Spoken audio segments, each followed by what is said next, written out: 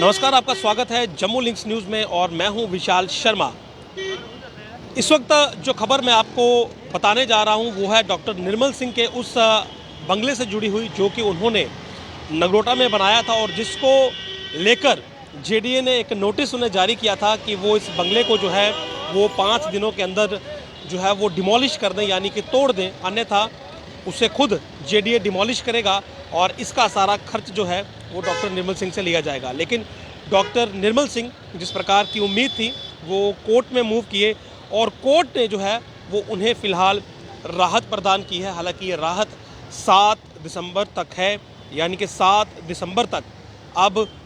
जो डिमोलिशन है यानी कि इस बंगले को जेडीए नहीं तोड़ पाएगा और फर्दर उसके बाद का प्रोसेस जो है वो क्या होगा उसका हमें इंतज़ार करना होगा, यानी कि ये स्टे एक्सटेंड होगा या फिर जेडीए इसमें क्या ऑब्जेक्शन फाइल करता है और क्या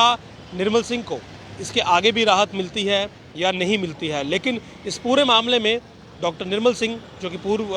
एक्स डिप्टी सीएम है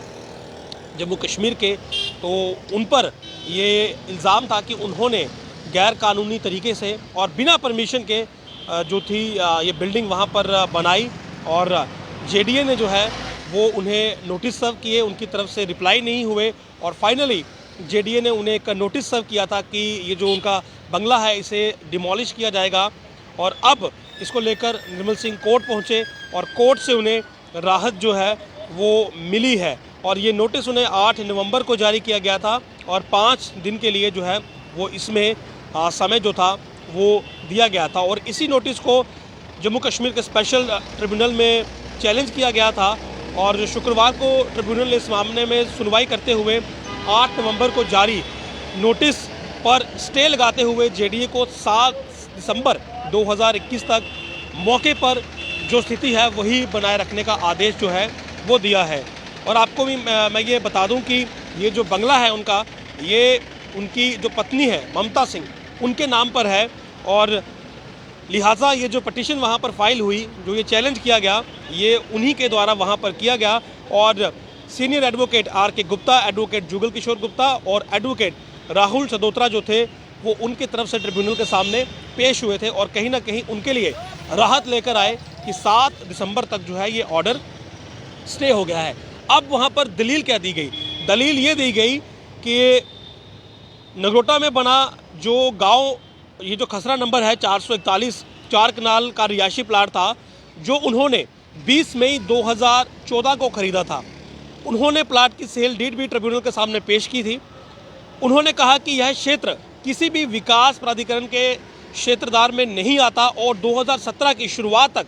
याची ने यहां बंगले का निर्माण पूरा कर लिया था, यानी कि 14 में ख़रीदा गया, 17 में यह बंगला बन चुका था। उन्होंने कहा कि याची अपने परिवार के साथ 2017 में उस घर में रह रही थी और तब किसी ने निर्माण पर किसी तरह की कोई आपत्ति नहीं जताई। हालांकि इस दौरान सेना के साथ यानी कि आर्मी के साथ उनका कन्फ्रंटेशन ज़रूर था क्योंकि आर्मी इस कंस्ट्रक्शन को जो है वो वैलिड नहीं मान रही थी। उनका ये कहना था कि जो उनके नॉर्म्स है उसके तहत यहाँ पर कंस्ट्रक्शन नहीं हो सकती है, लेकिन ये कंस्ट्रक्शन उस समय की गई थी। उन्होंने कहा कि 3 मार्च 2017 को जम्मू मास्टर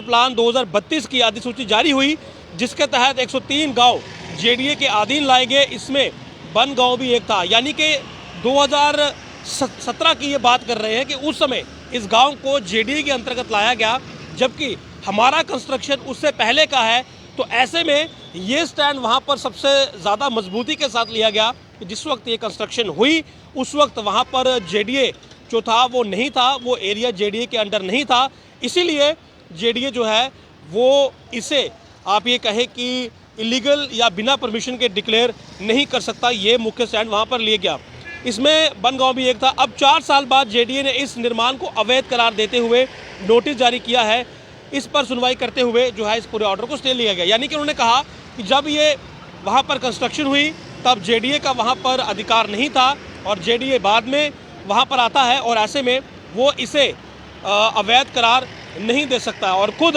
निर्मल सिंह ने कहा कि उन्होंने कोई नियम नहीं तोड़ा है, उन्होंने नियमों के तहत ही घर बनाया है, उसका नक्शा भी अनुमोदित है यानी कि पास हुआ है और बैंक से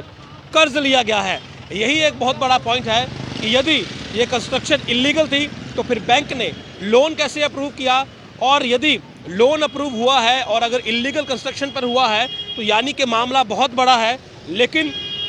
यही स्टैंड लिया गया कि जिस वक्त ये कंस्ट्रक्शन हुई उस वक्त एरिया जेडीए में नहीं था और जेडीए वहाँ पर बाद में आता है, और ऐसे में अब इसे इलीगल डिक्लेयर कैसे कर सकता है, और इसीलिए इस पर जो स्टे है वो लिया गया है। जिस समय मैंने मकान बनाया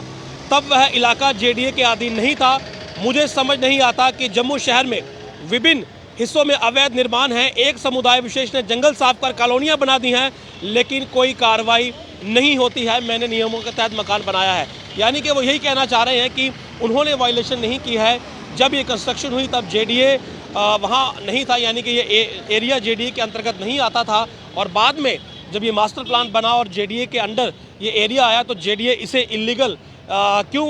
बताने की कोशिश कर रहा है इस कंस्ट्रक्शन को। बहरहाल उनकी तरफ से ये कोर्ट में अपील की गई थी, जिसे एक्सेप्ट भी कर लिया गया है, और अब 7 दिसंबर तक जो है वो ये स्टे जो है वो जारी रहेगा, और उसके बाद क्या ये स्टे आगे एक्सटेंड होगा या फिर इस पर जेडीए बैकफुट पर आता है या फिर कुछ और निकल कर सामने आता है, उसके लिए फ़िलहाल इंतज़ार करना होगा। लेकिन मौजूदा समय में डॉक्टर सिंह को जो है वो कोर्ट की तरफ से ये बड़ी राहत मिली है। आप देखते रहिए जम्मू लिंक्स न्यूज़। नमस्कार।